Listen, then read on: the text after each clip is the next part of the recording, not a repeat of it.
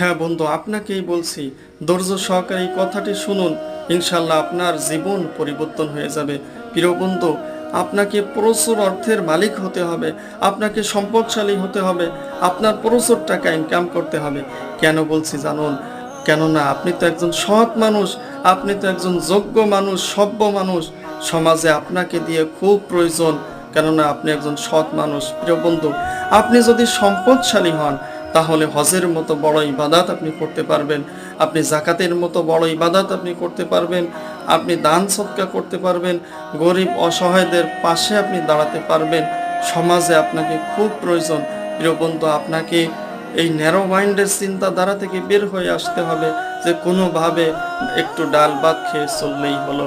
প্রিয় বন্ধু, আপনাকে খুঁজে বের করতে হবে কিভাবে সৎ উপায়ে প্রচুর অর্থের মালিক হওয়া যায়। এই পথ বের করে, সৎ পথ